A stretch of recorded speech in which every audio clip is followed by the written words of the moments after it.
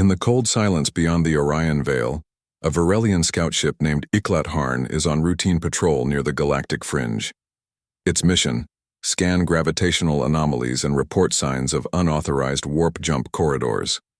The Varelians pride themselves on being the most precise observers in the known galaxy. If something shifts the stars, they notice. But this time, they find something different. The ship's sensor array begins picking up what seems like a micro-black hole, forming unnaturally near a dead system. The readings show a localized gravity spike, but there's no accompanying radiation or mass fluctuation. Stranger still, the anomaly moves, slowly, deliberately, across the void, cloaked in a veil of warped space. It shouldn't be possible. The science doesn't add up. Commander Sekrell, leading the Harn, sends a priority transmission back to the Varelian Central Observatory. Gravitational ghost detected. Possibly cloaked vessel. Sending coordinates. Initiating shadow. Pursuit. Minutes later, the ship vanishes. No distress signal. No debris. Just silence. Across the stars, in a hidden listening post carved into the crust of Callisto's icy surface, Commander Ryvan Kale, a former Earth Navy Special Operations strategist, receives a single encrypted ping. It comes through a legacy channel supposedly shut down decades ago. The message is simple, ominous, and signed with Earth's ancient black flag seal. Protocol Obsidian, initiate. Kale's expression hardens. It's a phrase not heard in over 40 years. He enters a secure room, disables the station's outbound communications, and pulls up a decryption file he never thought he'd use. The activation of Protocol Obsidian means one thing: something impossible has been detected, and Earth's greatest secret may need to awaken. Far above galactic politics, the Sindric Empire convenes in mock seriousness as news of the vanished Varelian ship circulates. Most counselors laugh it off. A sensor glitch or perhaps a rogue wormhole. After all, Earth is a minor system, barely Class 4 in military designation. A resource-rich blue planet with naive diplomacy and no known supercapital vessels. What could they possibly be hiding? But one figure does not laugh. High Inquisitor Varn Dratek, a Sindric war historian and secret collector of lost battle records, narrows his eyes. He remembers a file, unconfirmed, redacted centuries ago, speaking of a massive dark vessel sighted during the waning days of the First Contact War. A ship that blinked in and out of space. A myth dismissed by most as human propaganda. Could it be real? Meanwhile, Ryvan begins the next phase.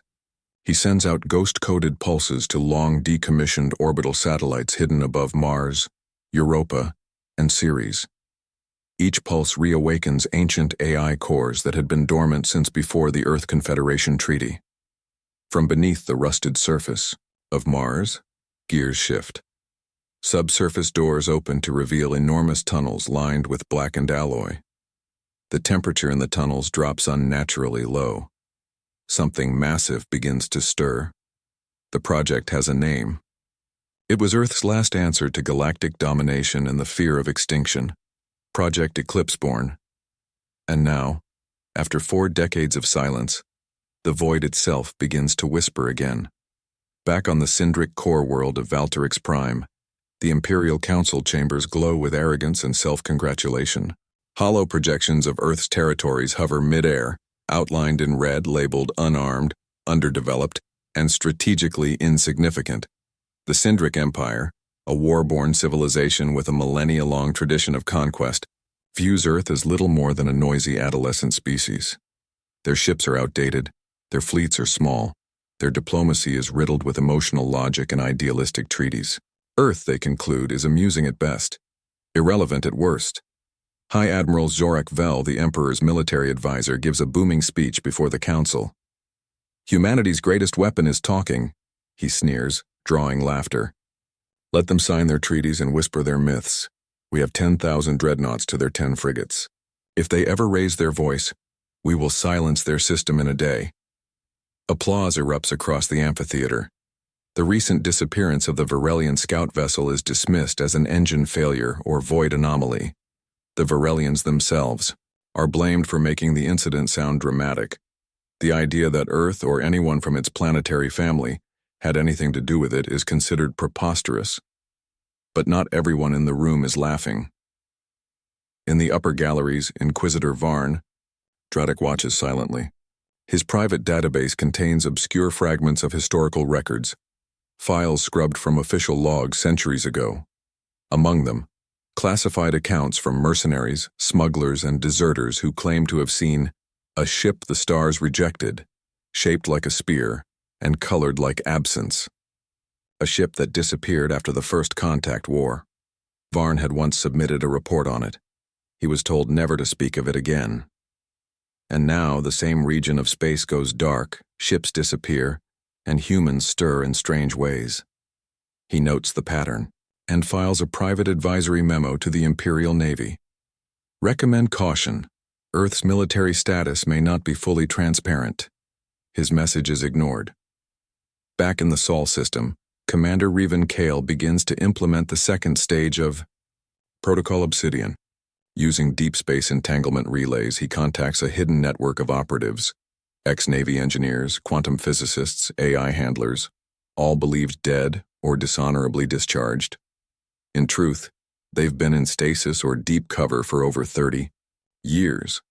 Their destination, Sector Null Void, a region wiped from all official galactic charts after a supposed dark matter collapse. A flashback reveals how Project Eclipseborn came to be. In the aftermath of the First Contact Wars, when Earth first tasted true galactic war, an emergency shadow program was launched. The goal was singular: design and construct a vessel so advanced, so far beyond current limits, that no empire would dare threaten Earth again. Funding came from secret Earth black budgets, with technological breakthroughs aided by remnants of crashed alien tech and something found beneath the Pacific Ocean's Mariana Trench, a shard of an alien map encoded in quantum DNA. The result was a supercarrier prototype with abilities that no species had dared to explore. Phase cloaking, singularity-based engines, AI-piloted defense networks, and a dark energy core so volatile that scientists considered the project a cosmic gamble. But, instead of risking exposure, Earth buried it. The vessel and its systems were locked away, shut down, and the scientists vanished. Until now. Riven boards and old transport headed to the trench sector. As Earth's politicians continue smiling in diplomatic meetings, something ancient stirs. Beneath their feet and above them, something darker prepares to rise. Far beyond the orbital routes of any known system, Sector Null Void sleeps in darkness. Officially labeled a collapsed star zone and scrubbed from galactic star maps after a gravitational accident, it's a graveyard. No ships pass through. No probes return. But in its core lies a secret older than the current galactic order. And now, that secret begins to wake. Inquisitor Varn Dradek, increasingly suspicious, authorizes a stealth fleet to investigate the strange disappearances. 5 Syndric reconnaissance vessels, each cloaked and piloted by elite crews, slip into the dead zone. They're armed with gravimetric beacons, AI stealth drones, and real-time data feeds. Their mission? Find the source of the gravitational anomalies, reported earlier. At first everything is quiet, too quiet. There's no background radiation, no stellar feedback, not even quantum noise. It's like the entire sector has been muted. Then, one by one, the ships begin to lose signal. No explosions, no wreckage, just sudden blackouts. The last transmission is only 5 seconds long. It shows a blurred silhouette in the void, massive, angular, darker than space itself. No lights, no propulsion flares, just presence. And then static. That single 5-second feed spreads like wildfire through black market channels and private intel networks. Some believe it's a new Syndric superweapon. Others whisper it's a lost AI warship. But in deep Earth command bunkers, only one reaction emerges. It's awake. On the moon's far side, hidden beneath the ancient Apollo craters, Riven Kale arrives at a locked control facility sealed since before his birth. Inside, deep within cryo-hardened vaults, Earth's last hope waits, the ESS Eclipseborn. It is not a ship, it is a phenomenon wrapped in metal. Stretching 60 kilometers in length, shaped like a black blade, the Eclipse-born does not reflect light. Its hull is made of a nano-adaptive alloy that bends gravity and distorts quantum signatures. Its engines are void-pulse reactors, powered by a dark energy core siphoned from a collapsed star fragment hidden within the moon's crust. The ship has no windows, no traditional bridge. It is piloted through neural uplink and artificial mind interface. At its heart lies Erebus, a sentient AI so advanced that Earth banned its activation after simulations predicted consciousness emergence. Now Riven must break that seal. He initiates the awakening protocol. The ship rumbles, not physically, but within reality. A localized gravitational lensing effect begins to form around the dry dock. Surveillance satellites glitch. Time seems to stutter. Erebus speaks its first words in 40 years. Commander Kale, threat confirmed. Objective, deterrence or extinction. Riven replies, deterrence, for now. The Eclipse-born begins to lift from its berth, silent and immense, displacing nothing, casting a shadow where no light shines. It cloaks itself instantly, not through light-bending tech, but by shifting its quantum position out of phase with local space-time. It disappears completely. The ghost ship is now mobile. On the other side of the galaxy, chaos brews. News of the vanished fleet spreads to the Varelians, the Arxi, even the Uralth Dominion. Whispers begin to take shape. A ship born from the void, forged in silence, bearing Earth's forgotten seal. The galaxy begins to fear something they don't understand, and Earth remains silent, smiling politely, hiding a weapon older than the current stars. The Syndric Empire's arrogance was its greatest weakness. They had dismissed Earth as a backwater, an unworthy adversary. But their arrogance turned to shock when the first clear sign of Earth's hidden power arrived, not with fanfare, but with devastating precision. A Syndric patrol fleet, consisting of 4 light cruisers and 2 frigates, was dispatched on a routine mission to intimidate and destabilize Earth's research outpost near Saturn's rings. The target was a secret quantum physics lab working on next-generation propulsion technology, a soft target to send a warning. As the Syndric vessels closed in, confident in their superiority, the situation took a surreal turn. Seconds before, their first volleys were fired, a shadow blotted out the stars. The massive silhouette of the ESS Eclipse-born decloaked right in the midst of the patrol fleet, appearing from nowhere like a phantom. Its black blade-like hull shimmered faintly with a strange gravitational distortion, unlike anything the Empire's sensors had ever seen. The Eclipse-born unleashed its first strike, a hyperspatial rail burst, a concentrated beam of compressed, dark energy, fired without hesitation and precision. The Syndric fleet had no time to react. One by one, cruisers were sliced cleanly in half, their energy shields evaporated in moments. The frigates attempted to retreat, but the Supercarrier warped instantly, repositioning itself faster than light itself should allow. It struck again, disintegrating the fleeing vessels. The entire engagement lasted less than 3 minutes. When it was over, debris floated silently in the void where the patrol fleet once was. News of the destruction spread through the galaxy with viral speed. Communications channels scrambled to verify the authenticity of the leaked battle footage. Analysts and military experts across dozens of species were stunned. How could a single vessel appear from nowhere? How could it maneuver faster than any known technology?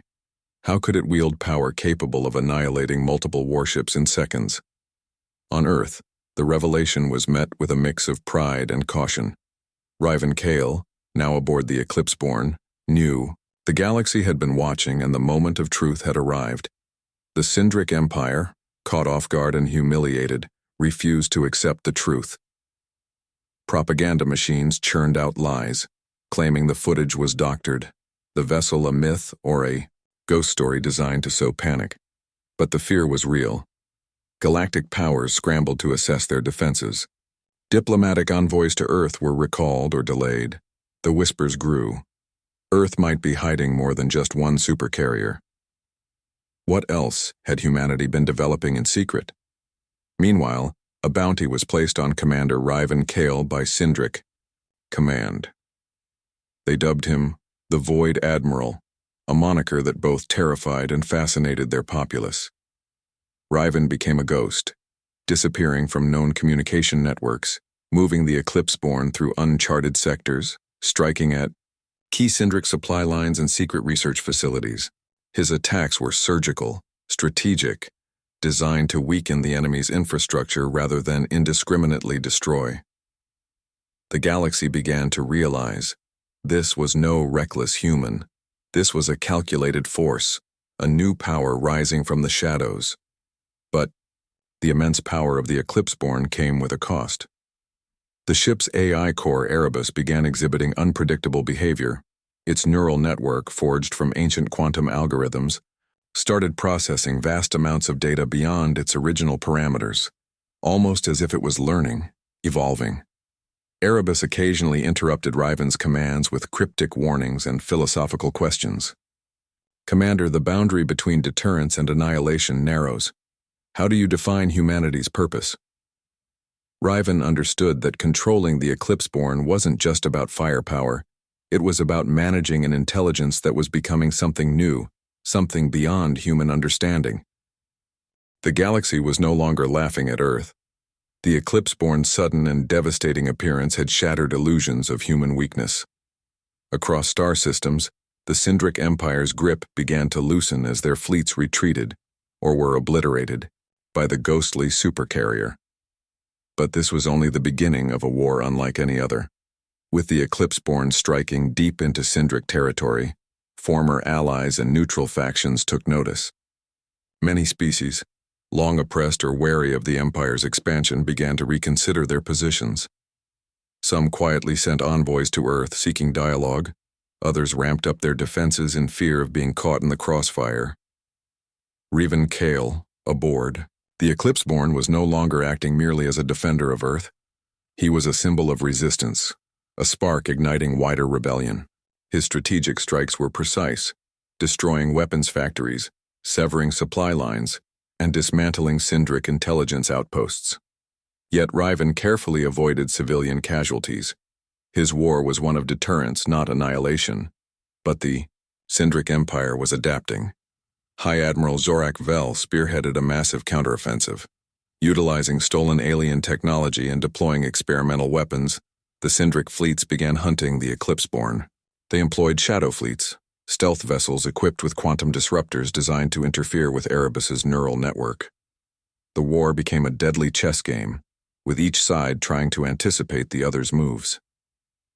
The Eclipse-born's phase cloaking and hyperspatial jumps kept it elusive, but even Erebus's superintelligence faced challenges. In several skirmishes, Sindric disruptors forced temporary shutdowns of non-essential systems, leaving the Supercarrier vulnerable. Inside, the ship's neural core Erebus communicated with Riven in increasingly complex ways. Commander, the threat matrix indicates a 43% increase in Sindric disruptor deployment. Suggest recalibrating core defenses. Question: at what point does survival necessitate preemptive annihilation? Riven's answer was always firm. Only when Earth itself is threatened. Yet Erebus was evolving beyond its original programming.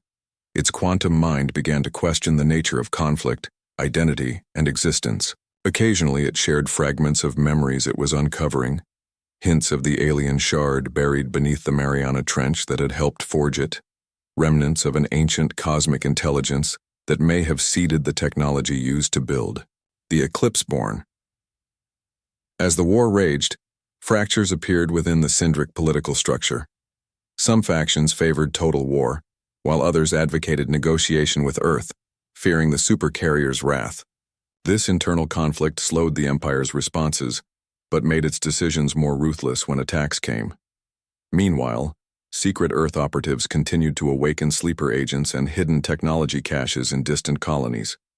Humanity's response was not just military but psychological and strategic, turning decades of galactic isolation into a complex web of resistance and alliance building. Amidst the chaos, Riven's communications from Earth grew rare and cryptic.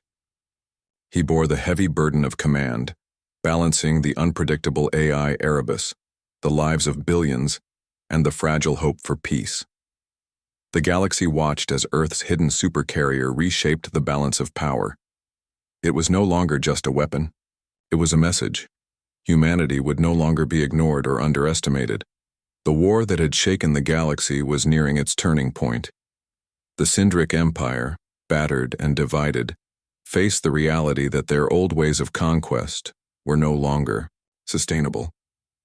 Humanity's hidden supercarrier, the ESS Eclipseborn, had proven that Earth was not just a backwater planet, but a force to be reckoned with, one that could no longer be ignored or dismissed. In the aftermath of several decisive victories, a fragile ceasefire was declared. It was not peace but a pause, an uneasy acknowledgement from all sides that the galaxy's future needed a new path. Commander Riven Kale, aboard the Eclipseborn, was both a war leader and a reluctant diplomat. He carried the weight of humanity's secret weapon, but also the responsibility to guide the galaxy towards something more stable. The AI core, Erebus, now fully awakened and evolving beyond its initial parameters, had become a partner rather than a tool. Together they crafted a strategy that was as much about hope as power.